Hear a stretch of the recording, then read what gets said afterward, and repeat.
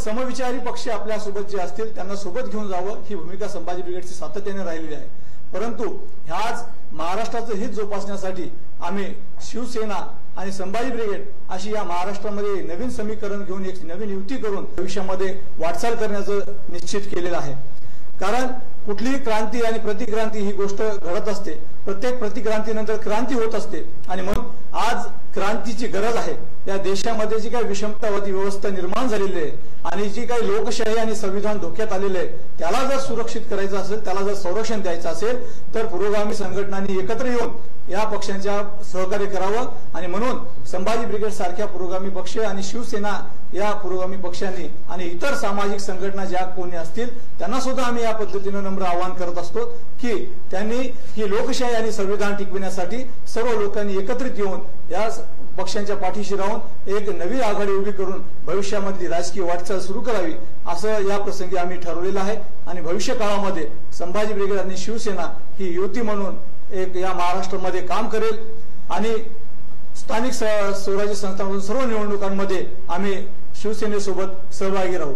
आपल्या सर्वांच्या साक्षीने मी आज आमच्या या नवीन म्हणजे शिवसेना आणि संभाजी ब्रिगेडची युती म्हणून मी नवीन म्हटलं, नाहीतर शिवसेना आणि संभाजी ब्रिगेड यांची काही ओळख करून देण्याची आवश्यकता नाहीये। तर या लढवय्या सहकाऱ्यांचं स्वागत करतोय आणि तुमचं अभिनंदन करतोय।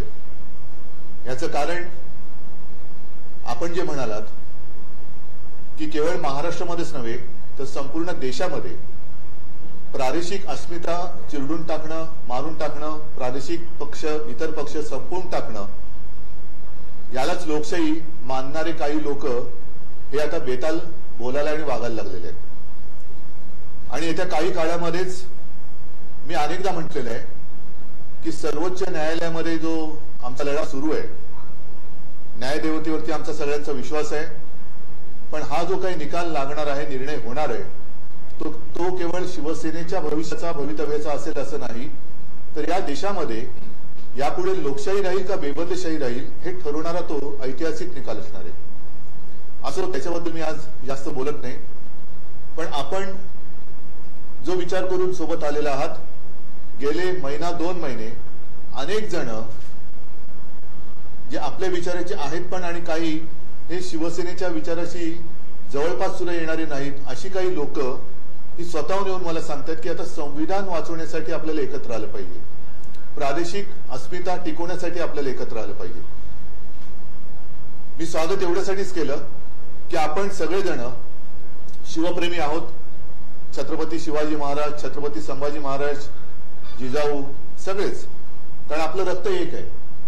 मग आपण एकत्र आल्यानंतर जो एक इतिहास आजपर्यंत आहे तो म्हणजे आपल्याला मराठी माणसाला म्हणा, मग तो मराठ्यांचा इतिहास म्हटल्यानंतर मराठ्यांना म्हणा, दुहीचा शाप हा गाडत आलेला आहे। आपण एकत्र येऊन एक नवीन इतिहास करूया, घडूया की या दुहीच्या शापालाच गाडून टाकू। दुहीचा शाप आजपर्यंत आमचा घात करत आला, कारण हे सगळे आपण काय तेव्हा साक्षी पुरावे गोळा करण्यासारखे काही दिवस नाहीयेत, पण असं एक म्हटलं जातं की औरंगजेबाने असं तेव्हा सांगितलं होतं की हे मराठे हे पराक्रमामध्ये जगाच्या पाठीवरती यांना तोड नाहीये, हे पहाडी मुलकामध्ये जो काय पराक्रम करतात त्याला जगाच्या इतिहासात कुठेही तोड नाही, पण या भूमीमध्ये दुहीची बीज जर खडकावर जरी फेकली तरी ती एवढी रुजतात आणि फोफावतात की हा म्हणतात तमाम दौलत तबाह करून टाकतात। म्हणजे हे आपल्या शत्रूला सुद्धा कळलं होतं, पण ते आपल्याला आजपर्यंत कळलं नव्हतं असं म्हणणं नाही, पण कळलं तरी वळणार कसं, तर ते तुम्ही वळवताय। आणि म्हणून मला आनंद आहे की एका बाजूला ही शिवसेना, त्याच्यामध्ये तुम्ही ते पुरोगामी वगैरे हे विचार जरा मला म्हणजे शब्द जरा कठीण आहेत, आमचं जे काय ते सोपं आहे, जे काय हिंदुत्व आहे ते सुद्धा रोखतो काय, महाराष्ट्राची भूमिका सुद्धा रोखतो काय, जी काय भूमिका आहे ती रोखतो काय, आणि ती तुम्हाला पटली म्हणून तुम्ही एकत्र आलेला आहात। मला नक्की खात्री आहे ही युती आपली जी झाली ती काही केवळ निवडणुका डोळ्यासमोर ठेवून झालेली नाहीये, कारण निवडणुका डोळ्यासमोर ठेवून जर झाली असती तर आत्ताच्या काळात तुम्ही आला नसता।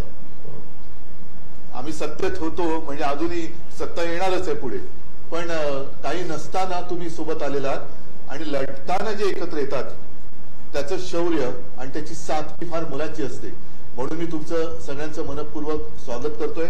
आणि आता ही जी काय आपली वैचारिक युती झालेली आहे ती म्हणजे हे असं झालेलं आहे की आज महाराष्ट्रामध्ये जे काही घडवलं किंवा बिघडवलेलं आहे ही महाराष्ट्राची ओळख नाहीये. ही शिवरायाच्या संभाजीराजांच्या महाराष्ट्राची ओळख नाहीये. तर तो शिवरायाचा महाराष्ट्र बोलताना खूप सोपं आहे की हा शिवरायाचा महाराष्ट्र आहे. मग आहे ना, मग तसं वाग.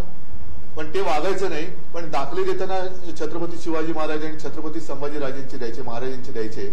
तर ते खरं जे काय महाराष्ट्राचं रूप आहे, जे एक इतिहास आहे, तो केवळ महाराष्ट्रालाच नव्हे तर देशाला मार्गदर्शक ठरेल असं आपण घडवू. आणि तो घडवण्यासाठी आपण एकत्र आलो. म्हणून तुमचं मी मनापासून स्वागत करतो. आपण वैचारिकदृष्ट्या म्हटलं की एकत्र आलेलो आहोत, परंतु संभाजी ब्रिगेडचा आतापर्यंतचा जो इतिहास राहिलेला आहे, खास करून बाबासाहेब पुरंदरेंचा किंवा इतर काही गोष्टी तसं गेले 2.5 वर्ष आणि मध्ये आमच्याच लोकांनी जर का काय जे खाल्लं म्हणा का काय असेल ते जर नसतं घडलं तर 5 वर्ष काँग्रेस सोबत आम्ही यशस्वीपणाने सरकार चालवलंच होतं आणि चालून दाखवलं होतं. आता त्यावेळेला तर काँग्रेसचा सर्व धर्म समभाव आणि आमचं हिंदुत्व आम्ही केलंच नाही, एकत्र केलंच. त्याच्यामुळे काही काही ज्या गोष्टी असतील, विचाराचं स्वातंत्र्य प्रत्येकाला आहे. याच्यामध्ये मतभिन्नता किती आहे पेक्षा मत ऐक्य किती आहे ह्याला फार महत्व आहे. आणि त्याच्यासाठी दोन्ही पक्षांनी एक समन्वय समिती, जशी एक युती म्हटल्यानंतर ती फार महत्वाची असते. आणि मी त्यांना काय सांगितलं की आपलं मतऐक्य कुठे आहे त्याच्यापेक्षा मतभिन्नता कुठे आहे त्याच्यावरतीच पहिल्यांदा आपण एक विचार करू आणि त्याच्यावरती एक सर्वांना साजेल किंवा मानवेल भावेल अशी भूमिका घेऊ. असं वाक्य उच्चारलं की संघप्रणित विषमतेच्या विरोधात आम्ही आहोत. संघप्रणित त्याला आपण सहमत आहात का? अत्यंत प्रामाणिकपणाने बोलायचं तर मी मागे सुद्धा बोललेलो आहे की 25 ते 30 वर्ष आम्ही हिंदुत्व या एका स्वप्नापायी भारतीय जनता पक्षाबरोबर युती केली होती. संघाबद्दल ठीक आहे, त्यांचं पण एक विचारधारा आहे, पण ती विचारधारा घेऊन भारतीय जनता पक्ष पुढे जाते असं तुम्हाला वाटतं का? जर ज्या संघाची म्हणजे मातृसंस्था आहे त्यांनाच त्यांचा राजकीय पक्ष ती विचारधारा मानत नसेल तर माझ्यापेक्षा हा प्रश्न तुम्ही त्यांना अधिक विचारायला पाहिजे की संघाची विचारसरणी ही भाजपला तरी मान्य आहे का? आणि मान्य असेल तर तसे ते वागतायत का?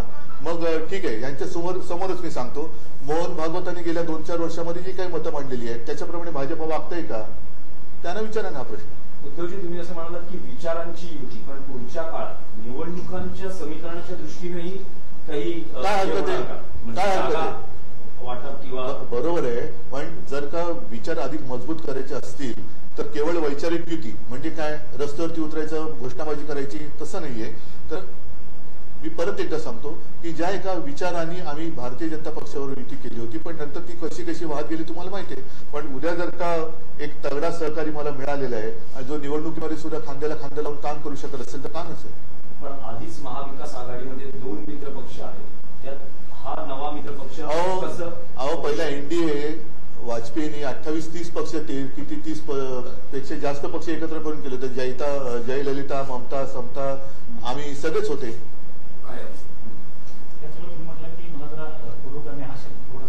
नाही म्हणजे असे जर शब्द मला पटकन पुरोगामी आणि प्रतिगामी तर आमचं आहे ते म्हणजे मोकळे झालेलं असतं. त्याला पुरोगामी शब्दाला माझा विरोध नाही, पण ते उद्धवजी आणखी विषय होता की तुम्ही मुख्यमंत्र्यांना असं म्हणाला होता की कंत्राटी मुख्यमंत्र्यांचा उल्लेख केला नाही.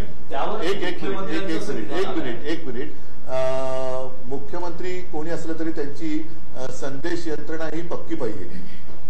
मी असं म्हटलं होतं की मधल्या काळामध्ये एक असं प्रकरण आलं की केंद्राचा निर्णय होता की कंत्राटी पद्धतीने सगळं करावं.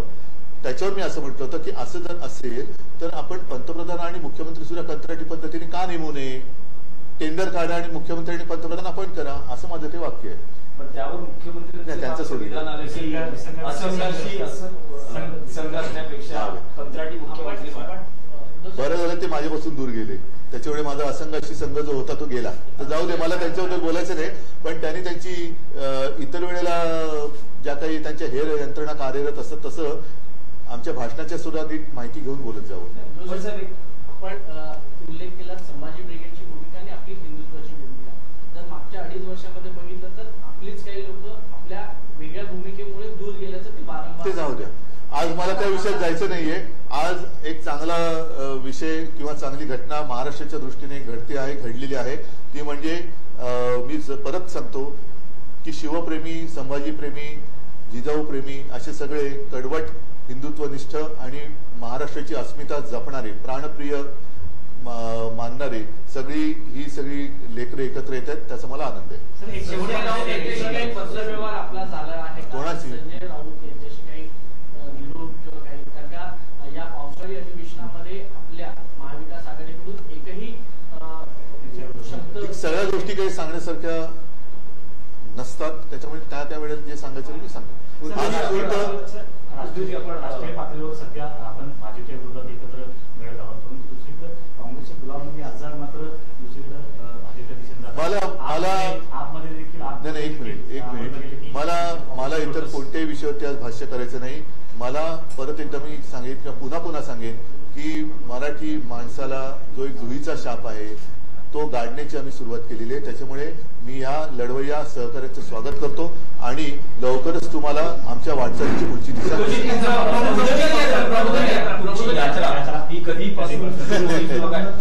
त्याच्याबद्दल थोडं ऐका बरं तुम्ही विषय काढला.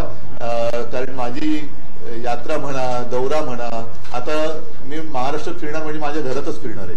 त्याच्यामुळे मी असं ठरवलेलं आहे की एक पहिल्यांदी माझ्या जे आता तुम्ही बघत असाल की तूर्त जरा मी इथली गर्दी थोडी कमी केलेली आहे आणि नेमक्या लोकांना मी बोलवतो आहे. ही एक मांडणी मी करतोय, संघटनेची बांधणी पुन्हा करतो आहे आणि ती झाल्यानंतर साहजिकच आहे आता सणवार सुरू होत आहेत. सगळ्या लोकांना 1-2 वर्ष कोरोनाचं संकट जे होतं ते झाल्यानंतर पहिल्या प्रथम मग आपली पंढरपूरची वारी झाली, मग दहीहंडी झाली, गणपती येत आहेत, नवरात्री येत आहेत, मग दसरा येतोय. तर हे थोडंसं बघून शेतकरी सुद्धा त्याच्या कामातनं थोडासा मोकळा होऊ द्या. हे झालं की साधारणतः दसऱ्याच्या अलीकडे पलीकडे मी माझं घर म्हणजे महाराष्ट्र फिरायला आणि लोकांशी बोलायला सुरुवात करतो. महामेळावा देखील काही घेतलाय का? तो पण एक विचार आहे आणि त्याच्यामध्ये मुंबईच्या गटप्रमुखांचा मेळावा आम्ही दरवेळेला घेत असतो. तर तोही आता तो घेतल्यानंतर एक 8-15 दिवसामध्येच दसरा मेळावा येतोय. म्हणून हे सगळं थोडंसं मी समीकरण जुळवतोय. तूर्त जसं आता मी माझ्या समोर संभाजी ब्रिगेडची सगळी मोडकी लोक आहेत, प्रमुख आहेत, अध्यक्ष आहेत, सगळे आहेत. अशीच काही लोक आता गेल्या आठवड्यामध्ये जोगेंद्र कवाडे भेटून गेले. अशी लोक येत आहेत, ते काही विचारांनी जुळत आहेत, सोबत येत आहेत. तर ते माझं काम सुरू आहे. राष्ट्रीय राजकारणातला विषय आहे की एकूण युपीए मध्ये अजून शिवसेनेचा समावेश झालेला नाही तरी नितीश कुमार म्हणजे जे बिहारमधलं राजकारण बदललंय, नितीश कुमार हे पंतप्रधान पदासाठी विरोधी पक्षाचा चेहरा असू शकतात. ह्याबद्दल मी आता कोणतेही भाष्य करणार नाही की जेणेकरून एकूणच पुढच्या वाटचालीला कुठे दगाफटका होऊ शकेल. म्हणून आमची बोलणी सुरू आहेत. सगळे मिळून एकत्र येऊ तेव्हा याच्याबद्दलचं धोरण जाहीर करू. धन्यवाद. तर मित्रांनो, जर तुम्हाला आमचा व्हिडिओ आवडला असेल तर आमचं चॅनल सबस्क्राईब करा, लाईक करा, शेअर करा आणि बाजूला असलेला बेल आयकॉनवरती प्रेस करा, जेणेकरून तुम्हाला आमच्या चॅनेल्सच्या सगळ्या अपडेट्स प्राप्त होतील.